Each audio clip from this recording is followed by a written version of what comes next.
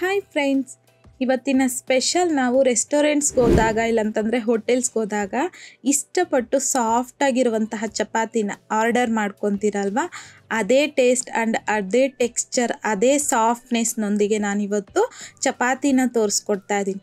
ಈ ವಿಧಾನದಲ್ಲಿ ಈ ಮೆಥಡ್ನ ಫಾಲೋ ಮಾಡಿಕೊಂಡು ಈ ಚಪಾತಿನ ಮಾಡಿದ್ದೀರಾ ಅಂತಂದರೆ ಖಂಡಿತ ನೀವು ಪರ್ಫೆಕ್ಟ್ ಆಗಿರುವಂತಹ ಸಾಫ್ಟ್ ಆದ ಲೇಯರ್ ಚಪಾತಿನ ನೀವು ಮನೇಲಿ ಮಾಡ್ಕೋಬೋದು. ಸೊ ಬನ್ನಿ ಇವಾಗ ಲೇಟ್ ಮಾಡ್ದಿರಾ ಲೇಯರ್ ಆ್ಯಂಡ್ ಸಾಫ್ಟ್ ಈ ಚಪಾತಿನ ಯಾವ ರೀತಿ ಮಾಡೋದು ಅಂತಂದ್ಬಿಟ್ಟು ನೋಡೋಣ. ಬೌಲಲ್ಗೆ 2 ಕಪ್ ಆಗುವಷ್ಟು ಮೈದಾ ಹಿಟ್ಟು ಹಾಕ್ಕೊತಾ ಇದ್ದೀನಿ. ನೀವು ಇಲ್ಲಿ ಮೈದಾ ಹಿಟ್ಟು ಬದಲಾಗಿ ಗೋಧಿ ಹಿಟ್ಟಲ್ಲೂ ಸಹ ಮಾಡ್ಕೋಬೋದು. ಯಾರಿಗೆಲ್ಲ ನಾನಿಲ್ಲಿ ಗೋಧಿ ಹಿಟ್ಟಲ್ಲಿ ನಿಮಗೆ ಈ ವಿಧಾನದಲ್ಲಿ ಚಪಾತಿ ಮಾಡಿ ತೋರಿಸಿ ಅನ್ನೋರಿದ್ರೆ ಖಂಡಿತ ನೀವು ಕಮೆಂಟ್ ಬಾಕ್ಸಲ್ಲಿ ಕಮೆಂಟ್ ಮಾಡಿ ತಿಳಿಸಿ. ನಿಮಗೆ ಖಂಡಿತ ನಾನು ಮುಂದಿನ ವಿಡಿಯೋದ್ರಲ್ಲಿ ಗೋಧಿ ಹಿಟ್ಟಲ್ಲೂ ಸಹ ತೋರಿಸ್ಕೊಡ್ತೀನಿ.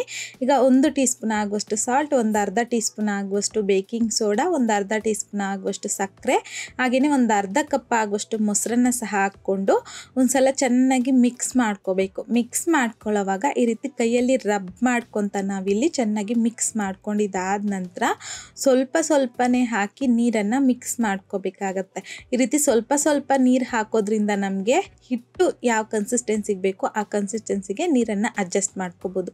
ನಮಗೆ ಹಿಟ್ಟು ಬಂದು ಈ ರೀತಿ ಕೈಗೆ ಅಂಟಂಟಾಗಿರಬೇಕು. ಈ ರೀತಿ ಸಾಫ್ಟಾಗಿ ಮಿಕ್ಸ್ ಮಾಡ್ಕೋಬೇಕು. ನೀರನ್ನು ಹಾಕಿ ಈ ರೀತಿ ಮಿಕ್ಸ್ ಮಾಡ್ಕೊಂಡಿದ್ದಾದ ನಂತರ ವಿಡಿಯೋದ್ರಲ್ಲಿ ಕಾಣಿಸ್ತಿದೆಯಲ್ವಾ, ಕೈಯಲ್ಲಿ ಈ ರೀತಿ ಬೌಲಲ್ಗೆ ಹಿಟ್ಟನ್ನು ತಗೊಂಡು ಟ್ಯಾಪ್ ಮಾಡ್ಕೋಬೇಕು. ಒಂದು 30 to 40 ಟೈಮ್ಸ್ ಈ ವಿಧಾನದಲ್ಲಿ ಟ್ಯಾಪ್ ಮಾಡ್ಕೋಬೇಕು. ಈ ರೀತಿ ಮಾಡೋದ್ರಿಂದ ನಮಗೆ ಹಿಟ್ಟು ಅನ್ನೋದು ನೋಡ್ತಿರ್ಬೋದು ನಿಮಗೆ ಸಾಫ್ಟಾಗಿ ರೆಡಿಯಾಗಿದೆಯಲ್ವಾ. ಈ ರೀತಿ ಮಾಡಿದ್ರೆ ನಮಗೆ ಹಿಟ್ಟು ಸಾಫ್ಟಾಗಿ ಬರುತ್ತೆ, ಜೊತೆಗೆ ಚಪಾತಿ ಅಷ್ಟೇ ಸಾಫ್ಟಾಗಿರುತ್ತೆ. ಈ ರೀತಿ ಸಾಫ್ಟಾಗಿ ಹಿಟ್ಟನ್ನು ರೆಡಿ ಮಾಡ್ಕೊಳ್ಳೋದ್ರಿಂದ ಈಗ ಒಂದು 2 ಟೀ ಸ್ಪೂನ್ ಆಗುವಷ್ಟು ಎಣ್ಣೆನ ಸಹ ಹಾಕ್ಕೊಂಡು ಒಂದ್ಸಲ ಚೆನ್ನಾಗಿ ಮಿಕ್ಸ್ ಮಾಡ್ಕೊಳ್ಳಿ. ಈ ರೀತಿ ಮಿಕ್ಸ್ ಮಾಡ್ಕೊಂಡಿದ್ದಾದ ನಂತರ ಲಿಡ್ಡನ್ನು ಕ್ಲೋಸ್ ಮಾಡಿ ಒಂದು 2 ರಿಂದ 3 ಗಂಟೆ ಹಾಗೆ ಬಿಟ್ಬಿಡಿ. ಅಟ್ಲೀಸ್ಟ್ 1 ಅವರ್ ಆದರೂ ನೀವು ಖಂಡಿತ ಹಿಟ್ಟನ್ನು ಹಾಗೆ ಬಿಡಬೇಕು. ಸೊ ನಾನಿಲ್ಲಿ 1-2 ಗಂಟೆ ಹಾಗೆ ಬಿಟ್ಟಿದ್ದೆ. 1-2 ಗಂಟೆ ಆದ ನಂತರ 1-2 ರಿಂದ 3 ನಿಮಿಷ ಚೆನ್ನಾಗಿ ನಾದ್ಕೊಳ್ಳಿ. ನಮಗಿಲ್ಲಿ ಹಿಟ್ಟನ್ನೋದು ರೆಡಿಯಾಗಿ ಹೋಗಿದೆ ಸಾಫ್ಟಾಗಿ. ಈಗ ಇದನ್ನು ತಗೊಂಡು ಈ ರೀತಿ ಹುಡ್ಡನ್ನು ಮನೆ ಮೇಲೆ ಹಾಕಿ ರೌಂಡಾಗಿ ಮಾಡಿಕೊಂಡು 2 ಪಾರ್ಟಾಗಿ ಡಿವೈಡ್ ಮಾಡ್ಕೊಳ್ಳಿ. ಈಗ ಒಂದು ಪಾರ್ಟ್ ಡಿವೈಡ್ ಮಾಡ್ಕೊಂಡಿರ್ತಕ್ಕಂಥ ಉಂಡೆನ ತಗೊಂಡು ರೌಂಡ್ ಮಾಡ್ಕೊಳ್ಳಿ. ಈಗ ಈ ರೀತಿ ಒಂದು ಚಾಕನ್ನು ತಗೊಂಡು ಸ್ವಲ್ಪ ಹಿಟ್ಟನ್ನು ಈ ರೀತಿ ಅಪ್ಲೈ ಮಾಡಿಕೊಂಡು ಸೊ ನೋಡ್ತಿರ್ಬೋದು ಈಗ ಕಟ್ ಮಾಡ್ಕೊತಾ ಇದ್ದೀನಿ. ಸೊ ಒಂದು ಪಾರ್ಟಲ್ಲಿ ಈ ರೀತಿ 4 ಉಂಡೆ ಮಾಡ್ಕೊತಾ ಇದ್ದೀನಿ. ಸೊ ಈ ರೀತಿ ಸ್ವಲ್ಪ ಹಿಟ್ಟನ್ನು ಚಾಕಿಗೆ ನಾವು ತಗೊಳ್ಳೋದ್ರಿಂದ ನಮಗೆ ಅಂಟ್ಕೊಳ್ಳೋದಿಲ್ಲ. ಹಾಗಾಗಿ ಸ್ವಲ್ಪ ಹಿಟ್ಟನ್ನು ಚಾಕಿಗೆ ಅಪ್ಲೈ ಮಾಡಿಕೊಂಡು ಕಟ್ ಮಾಡ್ಕೋಬೇಕು 4 ಪೀಸಾಗಿ. ಸೊ ಎಲ್ಲ ಚಪಾತಿನೂ ಒಂದೇ ಸೈಜಲ್ಲಿ ಬರುತ್ತೆ ಈ ರೀತಿ ಮಾಡೋದ್ರಿಂದ.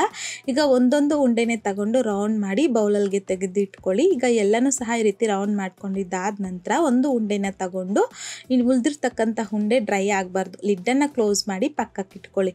ಈಗ ಹಿಟ್ಟನ್ನು ಹುಡ್ಡನ್ನು ಮನೆ ಮೇಲೆ ಸ್ವಲ್ಪ ಸ್ಪ್ರಿಂಕಲ್ ಮಾಡಿಕೊಂಡು ನಾವು ತಗೊಂಡಿರ್ತಕ್ಕಂಥ ಉಂಡೆನ ಹಿಟ್ಟಲ್ಲಿ ಡಿಪ್ ಮಾಡಿ ಚಪಾತಿ ರೋಲರ್ನ ತಗೊಂಡು ಈ ರೀತಿ ಮಧ್ಯದಲ್ಲಿ ಹಿಟ್ಟು ಬೇಕಂತಂದರೆ ಸ್ವಲ್ಪನೇ ಹಾಕಿ ರೋಲ್ ಮಾಡ್ಕೋಬೇಕು. ಎಷ್ಟು ತೆಳ್ಳಗೆ ನಿಮ್ಗೆ ಇಲ್ಲಿ ರೋಲ್ ಮಾಡೋದಕ್ಕೆ ಸಾಧ್ಯವಾಗುತ್ತೋ ಅಷ್ಟು ತೆಳ್ಳಗೆ ನೀವು ಚಪಾತಿನ ರೆಡಿ ಮಾಡ್ಕೋಬೇಕಾಗತ್ತೆ. ಸೊ ಈ ರೀತಿಯಾಗಿ ತೆಳ್ಳಗೆ ನಾವು ರೋಲ್ ಮಾಡ್ಕೊಂಡಿದ್ದಾದ ನಂತರ ಚಪಾತಿನ ಇದ್ರ ಮೇಲ್ಗಡೆ ಎಣ್ಣೆ ಇಲ್ಲಾಂತಂದರೆ ತುಪ್ಪನ ಲೈಟಾಗಿ ಸ್ವಲ್ಪ ಗ್ರೀಸ್ ಮಾಡ್ಕೋಬೇಕು. ಈಗ ಇದ್ರ ಮೇಲ್ಗೆ ಸ್ವಲ್ಪ ಮೈದಾ ಹಿಟ್ಟನ್ನು ಲೈಟಾಗಿ ಸ್ಪ್ರಿಂಕಲ್ ಮಾಡಿಕೊಂಡು ಈ ರೀತಿ ಡಸ್ಟ್ ಮಾಡ್ಕೊತಾ ಇದ್ದೀನಿ. ಈಗ ನಾವಿಲ್ಲಿ ಲೇಯರ್ ಚಪಾತಿ ಮಾಡ್ತಿರೋದ್ರಿಂದ ಈ ವಿಧಾನದಲ್ಲಿ ಒಂದ್ರ ಮೇಲ್ಗಡೆ ಒಂದು ಫೋಲ್ಡ್ ಮಾಡ್ಕೊತ ನಾವಿಲ್ಲಿ ಚಪಾತಿನ ರೆಡಿ ಮಾಡ್ಕೋಬೇಕು. ಈ ರೀತಿಯಾಗಿ ಒಂದ್ರ ಮೇಲೆ ಒಂದು ಲೇಯರ್ ಆಗಿ ನಾವು ಫೋಲ್ಡ್ ಮಾಡ್ಕೊಳ್ಳೋದ್ರಿಂದ ನಮಗೆ ಚಪಾತಿ ಅನ್ನೋದು ಲೇಯರ್ ಆಗಿ ತುಂಬ ಚೆನ್ನಾಗಿರುತ್ತೆ ತಿನ್ಲಿಕ್ಕೂ ಅಷ್ಟೇ. ಸೊ ನೋಡ್ತಿರ್ಬೋದು ಈ ರೀತಿ ಲೇಯರ್ ಕಾಣಬೇಕು. ಈ ರೀತಿ ರೆಡಿ ಮಾಡ್ಕೊಂಡಿರ್ತಕ್ಕಂಥ ಚಪಾತಿನ 2 ಕೈಯಲ್ಲಿನೂ ಈ ರೀತಿ ಈ ವಿಧಾನದಲ್ಲಿ ಟ್ವಿಸ್ಟ್ ಮಾಡಿಕೊಂಡು ರೋಲ್ ಮಾಡ್ಕೋಬೇಕು. ಈ ರೀತಿಯಾಗಿ ಎಲ್ಲ ಉಂಡೆನೂ ಸಹ ನೀವು ಇದೇ ರೀತಿನೇ ರೆಡಿ ಮಾಡ್ಕೊಂಡು ತಗೋಬೇಕಾಗತ್ತೆ. ಸೊ ಮೊದಲು ಈ ರೀತಿ ರೆಡಿ ಮಾಡಿ ಇಟ್ಕೊಂಡ್ಬಿಟ್ರೆ ನಮಗೆ ಚಪಾತಿನ ಬೇಗ ಮಾಡ್ಕೋಬೋದು. ಸೊ ನೋಡಿ ಈ ರೀತಿಯಾಗಿ ಮಧ್ಯಕ್ಕೆ ಸ್ವಲ್ಪ ಕೊನೆಯಲ್ಲಿರುವಂಥದ್ದನ್ನು ಪ್ರೆಸ್ ಮಾಡಿ ಪಕ್ಕಕ್ಕೆ ಇಟ್ಕೊಳ್ಳಿ.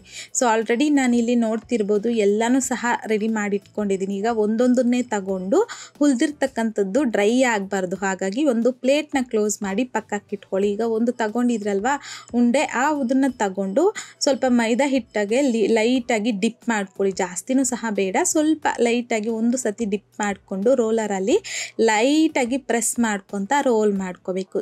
ಸೊ ನಾವು ತುಂಬ ಪ್ರೆಸ್ ಮಾಡ್ಕೋಬಾರ್ದು, ಸ್ವಲ್ಪ ಮೇಲ್ಗಡೆ ಲೈಟಾಗಿ ರೋಲ್ ಮಾಡ್ಕೋಬೇಕಾಗತ್ತೆ. ಸೊ ನೋಡಿ, ಈ ರೀತಿ ಸ್ವಲ್ಪ ಮೀಡಿಯಮ್ ಥಿಕ್ನೆಸ್ಸಲ್ಲಿ ರೋಲ್ ಮಾಡಿಕೊಂಡು ನಾವು ರೋಸ್ಟ್ ಮಾಡ್ಕೋಬೇಕು. ಆಲ್ರೆಡಿ ನಾನಿಲ್ಲಿ ದೋಸೆ ತವ ಅಷ್ಟೇ ಬಿಸಿ ಆಗೋದಕ್ಕೆ ಇಕ್ಕಿದೆ. ದೋಸೆ ತವ ಚೆನ್ನಾಗಿ ಬಿಸಿ ಆಗಿದ್ದಾದ ನಂತರ ಒಂದೊಂದನ್ನೇ ಚಪಾತಿ ಹಾಕ್ಕೊಂಡು ಮೀಡಿಯಮ್ ಟು ಹೈ ಫ್ಲೇಮ್ನಲ್ಲಿ 2 ಕಡೆನೂ ರೋಸ್ಟ್ ಮಾಡ್ಕೋಬೇಕು. ಒಂದು ಕಡೆ ಈ ರೀತಿ 1-2 ನಿಮಿಷ ಲೈಟಾಗಿ ರೋಸ್ಟ್ ಮಾಡ್ಕೊಂಡಿದ್ದಾದ ನಂತರ ಎಣ್ಣೆನ ಹಾಕಿ ನೀವು ರೋಸ್ಟ್ ಮಾಡ್ಕೋಬೇಕು. ಎಣ್ಣೆ ಎಷ್ಟು ಹಾಕಿದ್ರೆ ಅಷ್ಟು ಚೆನ್ನಾಗಿ ನಿಮಗಿಲ್ಲಿ ಚಪಾತಿ ಅನ್ನೋದು ಬರುತ್ತೆ. ಸೊ ಇದೊಂದು ನೆನ್ಪಿಟ್ಕೊಳ್ಳಿ. ನೀವಿಲ್ಲಿ ಚಪಾತಿ ರೋಸ್ಟ್ ಮಾಡ್ಕೊಳ್ಳೋವಾಗ ಅಷ್ಟೇ ಯಾವುದೇ ಕಾರಣಕ್ಕೂ ಲೋ ಫ್ಲೇಮ್ನಲ್ಲಿ ಮಾತ್ರ ರೋಸ್ಟ್ ಮಾಡಬಾರ್ದು, ಗಟ್ಟಿ ಬಂದುಬಿಡುತ್ತೆ. ಮೀಡಿಯಮ್ ಟು ಹೈ ಫ್ಲೇಮ್ನಲ್ಲೇ ನೀವಿಲ್ಲಿ ಚಪಾತಿನ ಈ ರೀತಿ ಎಣ್ಣೆನ ಹಾಕಿ ಚಪಾತಿನ ರೋಲ್ ಮಾಡ್ಕೊತ ಪ್ರೆಸ್ ಮಾಡ್ಕೊತ ಈ ರೀತಿ ಸ್ವಲ್ಪ ಗೋಲ್ಡನ್ ಕಲರ್ ಬರೋವರೆಗೂ ರೋಸ್ಟ್ ಮಾಡಿಕೊಂಡು ತಗೋಬೇಕು. ಸೊ ಈ ರೀತಿ ಎಲ್ಲ ಚಪಾತಿನ ಸಹ ನೀವಿಲ್ಲಿ ರೆಡಿ ಮಾಡ್ಕೊಂಡಿದ್ದಾದ ನಂತರ ಹಾಗೆ ಬಿಡಬಾರ್ದು. ಈ ಚಪಾತಿ ಬಿಸಿ ಇರೋವಾಗಲೇ ಈ ರೀತಿ ಕೈಯಲ್ಲಿ ಈ ರೀತಿ ತಟ್ಕೋಬೇಕು. ಸೊ ನೀವು ಹೋಟೆಲ್ಸಲ್ಲೆಲ್ಲ ನೋಡ್ತಿರ್ಬೋದು, ಚಪಾತಿ ಆಗಿರ್ಬೋದು, ಪರೋಟ ಆಗಿರ್ಬೋದು ಮಾಡಿದ್ದಾದ ನಂತರ ಈ ರೀತಿ ತಟ್ತಾರೆ. ಆವಾಗೇ ನಮಗೆ ಲೇಯರ್ ಅನ್ನೋದು ಬಿಟ್ಕೊಳ್ಳುತ್ತೆ. ಈ ರೀತಿ ತಟ್ಟೋದ್ರಿಂದ ಬಿಸಿ ಇರೋವಾಗಲೇ ನಾವು ಈ ಪ್ರಾಸೆಸನ್ನು ಮಾಡಬೇಕಾಗತ್ತೆ. ಈಗ ನೋಡ್ತಿರ್ಬೋದು ನೀವು ಇಲ್ಲಿ ನಮಗೆ ಹೋಟೆಲ್ಸಲ್ಲಾಗಿರ್ಬೋದು, ರೆಸ್ಟೋರೆಂಟ್ಸಲ್ಲಾಗಿರ್ಬೋದು, ನೋಡೋದಕ್ಕಾಗಲಿ ತಿನ್ನೋದಕ್ಕಾಗಲಿ ಟೆಕ್ಸ್ಚರ್ ಆಗಲಿ ಅದೇ ಪರ್ಫೆಕ್ಟಾಗಿ ನಾನಿವತ್ತು ನಿಮಗೆ ಸಾಫ್ಟಾಗಿರುವಂತಹ ಲೇಯರ್ ಚಪಾತಿನ ತೋರಿಸ್ಕೊಟ್ಟಿದ್ದೀನಿ.